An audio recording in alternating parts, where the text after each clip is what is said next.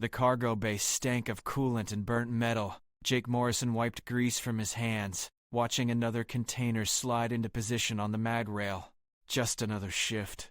Just another day of moving boxes nobody cared about for people who'd never know his name. The klaxon screamed without warning. Red emergency lights bathed the dock in crimson as armed figures materialized from the shadows. Not security. Royal Guard. Their armor gleamed like liquid mercury, weapons humming with barely contained energy. Jake's heart hammered against his ribs. "Jake Morrison?" The lead guard's voice cut through the alarm like a blade. "Yeah? Look, if this is about the overtime discrepancy, I can explain. You will come with us. Immediately. No explanation. No choice." They escorted him through corridors he'd never seen, past checkpoints that shouldn't exist in a civilian station. Everything Jake knew about his world compressed into a singularity of confusion. 20 minutes later, he stood in a chamber that made his annual salary look like pocket change. Holographic star maps rotated overhead. Alien delegates in elaborate robes lined the walls, their faces ranging from curious to openly hostile. And at the center, seated on a throne that seemed carved from solidified starlight, was Queen Amara herself. She looked human, mostly. Her skin held an ethereal quality, like light filtered through amber. Her eyes were too bright, too aware. She studied Jake with an intensity that made him feel transparent. The silence stretched until one of the robed figures, a towering reptilian with scales like polished obsidian, stepped forward. "Your Majesty, this is madness." "A human? As your personal bodyguard?" His translator rendered the words with dripping contempt. "They are fragile, weak. Their lifespans are a joke. Their strength is pathetic compared to any warrior race in the Empire." Murmurs of agreement rippled through the chamber. Jake's face burned. He wanted to defend himself, his species, but what could he say? Everything the alien said was technically true. Humans were newcomers to the galactic stage. Bottom tier. Laborers and technicians, not warriors. Queen Amara rose. The room fell silent. "Ambassador Kreth, your concerns are noted and dismissed." Her voice carried absolute authority. "I have made my choice. Jake Morrison will serve as my primary bodyguard, effective immediately." "But why?" Another delegate, this one insectoid with compound eyes that reflected fractured rainbows, clicked forward. "We have Vraxian death soldiers, Korthian berserkers, warriors who have trained for centuries. What can this factory worker possibly offer?" The Queen's gaze never left Jake. "Humanity possesses something rare, something I have studied extensively. They adapt, they endure. They refuse to accept defeat even when logic demands it. They fought wars with primitive weapons against impossible odds, and somehow survived. They turned their own planet's hostility into strength." She paused. "And most importantly, they are unpredictable. My enemies expect Vraxian tactics, Korthian brutality. They do not expect a human. This is an insult to every warrior tradition in the Empire." Kreth's voice rose to a roar. You demand nothing." The temperature in the room seemed to drop 10 degrees. "I am your queen. My word is law. If you find this unacceptable, Ambassador, you may submit your resignation and return to your homeworld." Kreth's jaw worked silently. Finally, he bowed stiffly and retreated. The other delegates exchanged glances but said nothing. Queen Amara turned to Jake, and her expression softened slightly. "You have doubts. I can see them written across your face." Jake swallowed hard. "Your Majesty, I'm not a soldier. I move cargo. I fix mag rails. I don't know the first thing about protecting anyone, especially not a queen. You will learn. And you will surprise yourself." She gestured, and a guard approached with a sleek case. Inside lay a weapon unlike anything Jake had seen. Organic curves, pulsing with soft blue light. "This is a phase blade. It will cut through any known armor. Your training begins tonight. You have 72 hours before the diplomatic summit on Nexus Prime. I suggest you use them wisely." The next 3 days blurred into a nightmare of combat drills, tactical briefings, and alien instructors who seemed determined to prove the Queen wrong. Jake absorbed everything like a sponge soaking up acid. His body screamed. His mind reeled. But something primitive and stubborn refused to quit. By the time they boarded the royal transport to Nexus Prime, Jake could at least hold the phase blade without cutting off his own arm. Progress. The summit took place in a crystalline dome overlooking an ocean of liquid methane. Delegates from 100 worlds gathered, their conversations a symphony of clicks, growls, and electronic tones. Jake stood 3 paces behind Queen Amara, every nerve firing. He'd been briefed on 17 potential threat vectors. His eyes swept the crowd constantly, looking for anomalies. He felt ridiculous, outmatched. A child playing dress-up in his father's armor. The explosion came from nowhere. 1 second, a Solarian diplomat was giving a speech about trade agreements. The next, the podium erupted in white fire. Jake's training kicked in before thought. He lunged forward, grabbed the queen and pulled her down as energy bolts screamed through the space where her head had been. Chaos detonated. Delegates scattered. Guards returned. Jake saw them. 3 figures in active camouflage, their outlines shimmering as they advanced. Professional. Coordinated. They'd planned this perfectly. One assassin broke through the defensive line, blade raised. Jake moved without thinking. He couldn't match the alien's speed or strength, but he didn't need to. He threw the phase blade, not at the assassin, at the floor beneath his feet. The crystalline structure fractured. The assassin stumbled. Jake closed the distance, grabbed a ceremonial banner pole, and drove it through the gap in the assassin's armor, with every ounce of desperate strength he possessed. The alien went down hard. The second assassin adapted, coming in low.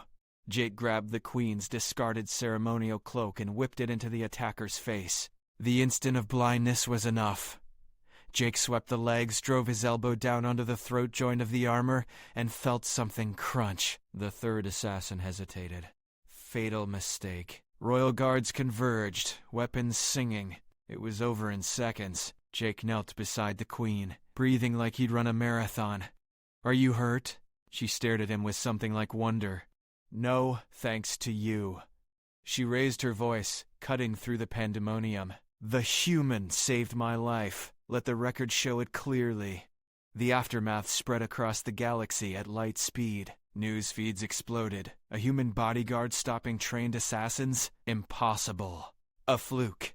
The debate raged for days. But Jake noticed something changing in how the alien guards looked at him. Less contempt, more curiosity. Some even nodded respectfully when he passed. Then the challenge arrived. A formal declaration broadcast across every major network. Vorak the Hunt Master, legendary Crincean warrior with 300 confirmed kills, called Jake out publicly. The message was simple and brutal. Prove humanity deserves respect, or die trying. The duel would be broadcast live. Billions would watch. Refusal meant humiliation not just for Jake, but for every human in the Empire. Queen Amara gave him a choice. Jake didn't hesitate. "I'll fight. You understand what Vorak is? He has hunted apex predators on 40 worlds. He has killed soldiers 3 times your size without breaking a sweat. This is not an assassination attempt. This is execution disguised as honor. Then I'll have to cheat." Jake managed a weak smile. It's what humans do best. The arena was a nightmare of jagged rocks and artificial gravity wells. Vorak entered to thunderous applause, his chitinous armor gleaming, his forearms each holding a different weapon. He moved with the fluid grace of something born to kill. Jake entered to near silence. He carried only the phase blade and a combat knife. Vorak's translator boomed across the arena. "Human, I will make this quick. You have courage. That deserves a clean death." "Appreciate it," Jake called back. "But I'm gonna have to disappoint you." Vorak came in fast, testing Jake's reflexes. Jake barely parried the first strike, rolled away from the second. He was outmatched in every category that mattered. Vorak was faster, stronger, more experienced, but Jake had spent his entire life solving problems with inadequate tools. He studied the arena as he dodged, noted the gravity wells, marked the unstable rock formations. Humans didn't win through strength, they won through making the environment their weapon. Jake led Vorak in a chase, deliberately staying defensive. The crowd jeered. Coward. Let them. Jake was counting steps, measuring distances. When Vorak lunged again, Jake sidestepped and triggered his phase blade against a support column. The rock collapsed. Vorak dodged easily, but it forced him toward a gravity well. Jake activated the second trap, a pile of loose stones he'd marked earlier, destabilized now by the column's fall. Vorak stumbled. Just for a second, Jake struck. Not at Vorak, at the ground beneath him. The phase blade cut deep. The gravity well's containment cracked. Vorak roared as artificial forces yanked him sideways. He recovered, but his rhythm was broken. Confusion flickered across his alien features. This wasn't how fights worked. This wasn't honorable. This was sabotage. You fight like vermin, Vorak snarled. I fight like a human. Jake grinned savagely. We cheat, we improvise, we survive. The psychological warfare worked better than any weapon. Vorak grew frustrated, aggressive, sloppy. He charged without his usual precision. Jake led him into the third trap, a deadfall he'd identified during the opening moments. Rocks crashed down. Vorak blocked them with 2 arms, but it left him open. Jake drove the combat knife into a joint not deep enough to kill, but enough to disable one limb. Vorak backhanded him with stunning force. Jake's vision blurred. Ribs cracked. He rolled away, tasting copper. They circled each other, both bleeding now. The crowd had gone silent. This wasn't the slaughter they'd expected. This was something stranger. A human refusing to die, refusing to accept the logical outcome. Vorak's respect showed in his stance. He attacked with full seriousness now. No more testing. Jake abandoned defense entirely. He threw the phase blade at Vorak's center mass. Vorak deflected it easily. Jake had counted on that. He closed the gap while Vorak's attention tracked the blade, tackled low, and drove both of them into a gravity well. The forces tore at them. Jake had positioned himself on the edge. Vorak took the full brunt. His armor cracked. His weapons scattered. Jake crawled out, grabbed the phase blade, and stood over the fallen warrior. One strike would end it. The crowd held its breath. Jake deactivated the blade and offered his hand instead. You fought with honor, Jake said quietly. I just fought to win. Different philosophies. Vorak stared at the extended hand. Then, slowly, he took it. Jake hauled him up. The crowd erupted. Not in cheers or jeers, but in confused, astounded noise. A human had defeated a huntmaster, not through strength, through something the galaxy was just beginning to understand. Back in the royal quarters, Jake collapsed into a chair while medical drones repaired his ribs. Queen Amara sat across from him, her expression unreadable. You made your point spectacularly, she said. The galaxy is talking about nothing else. Great. Can I go back to moving cargo now? She smiled. I'm afraid your old life is over, Jake. But there's something else. Something I need you to investigate. She pulled up holographic files, patterns, data streams. 3 assassination attempts in 6 months. Different methods, different perpetrators. But I believe they're connected.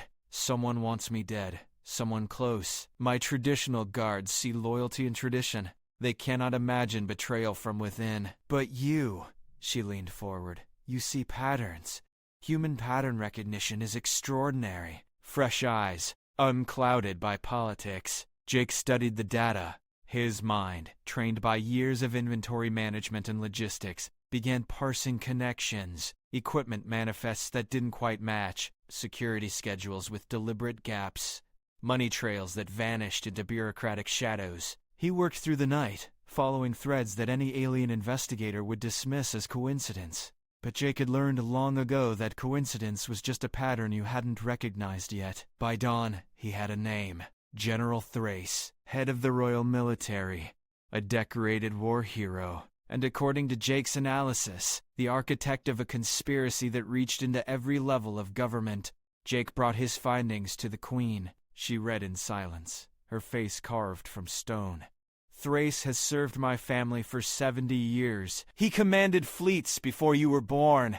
Then he's had 70 years to build his network, Jake said. Your Majesty, I could be wrong.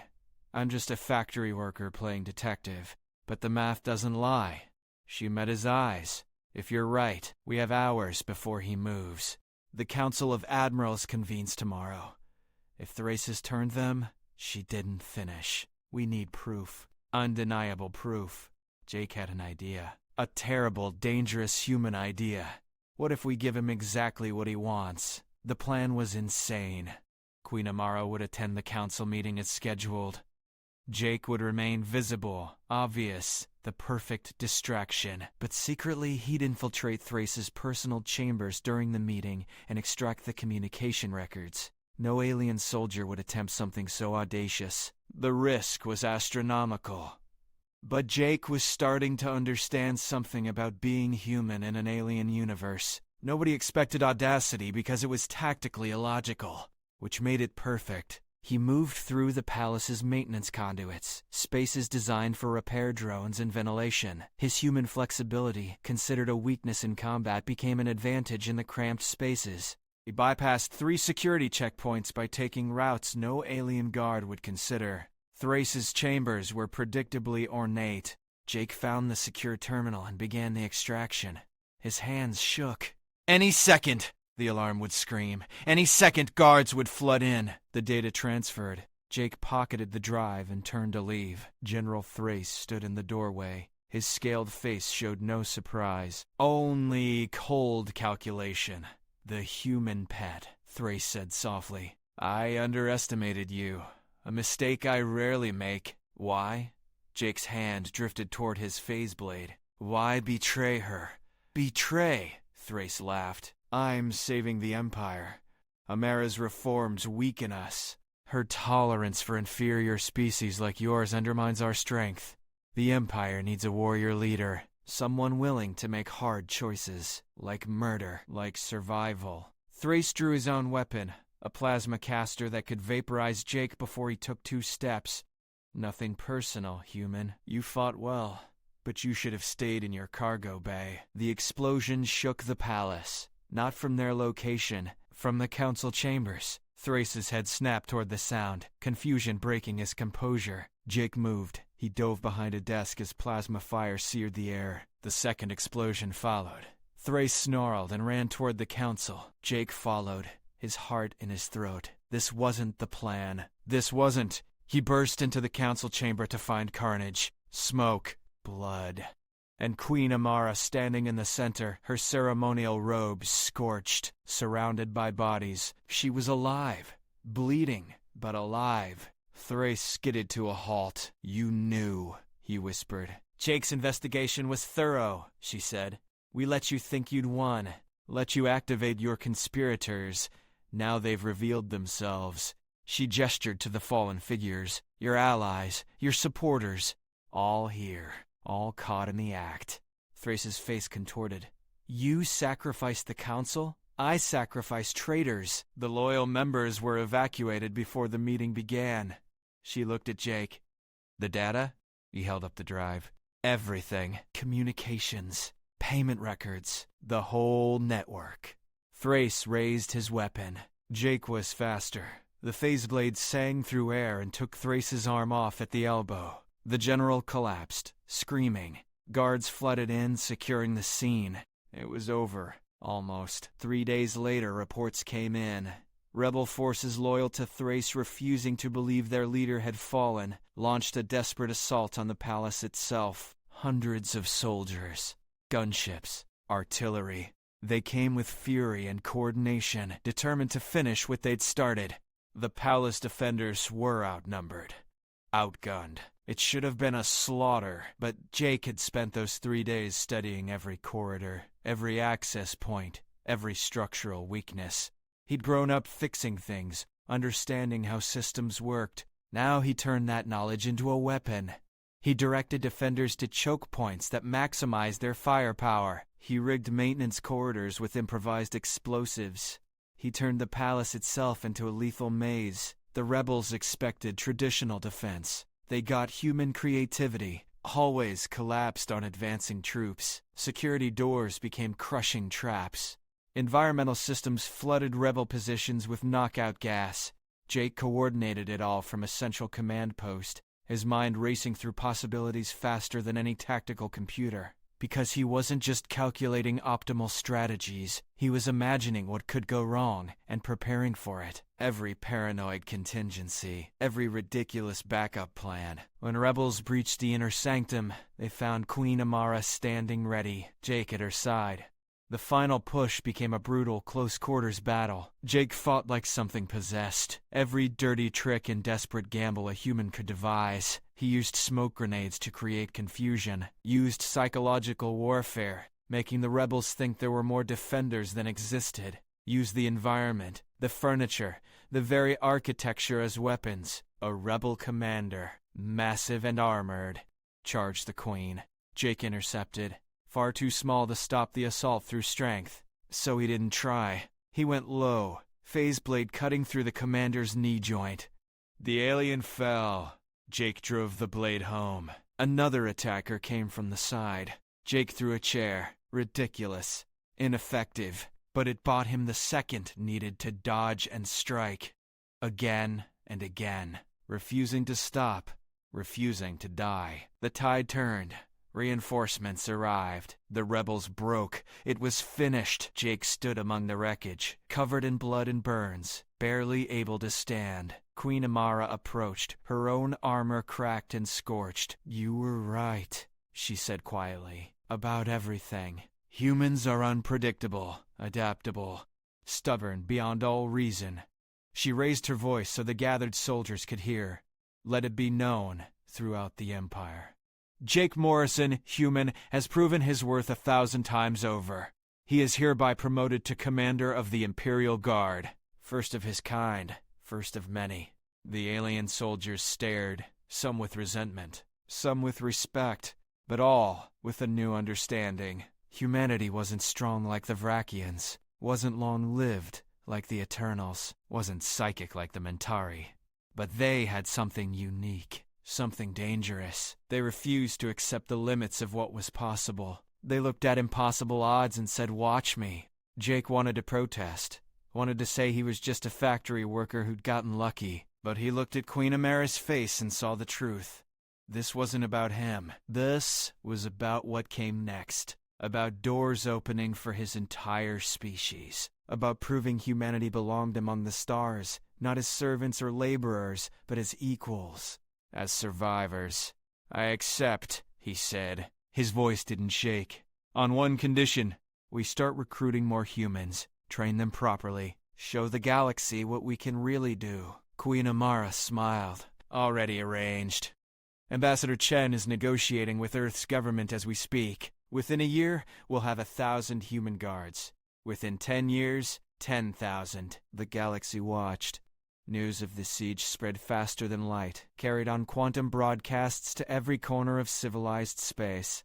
The story of a human factory worker who became a queen's champion, who defeated legendary warriors, who uncovered conspiracies and turned palaces into death traps, who refused, absolutely refused to accept defeat. Across human colonies, young men and women looked up at the stars with new hunger. They'd been told humanity was weak, fragile, limited. But Jake Morrison had shown them something else, something the galaxy was only beginning to understand, and already starting to fear. Humanity didn't win because they were stronger. They won because they were too stubborn to know when to quit, too creative to fight by established rules, too adaptable to be predicted. And now that the galaxy had seen what one human could do, they began to wonder what millions might accomplish. Jake stood on the palace balcony, watching transports descend from orbit. The first wave of human recruits, his people, coming to join him among the stars. He thought about the cargo bay, the grease and monotony, the life he'd left behind. He didn't miss it, not even a little. The future opened before him like a vast, uncharted ocean, dangerous, uncertain, filled with aliens who would test humanity's resolve at every turn. But Jake Morrison smiled, feeling the weight of the phase blade at his hip, the Queen's trust on his shoulders, and the hopes of an entire species in his heart. Let them test, let them challenge. Humanity would answer.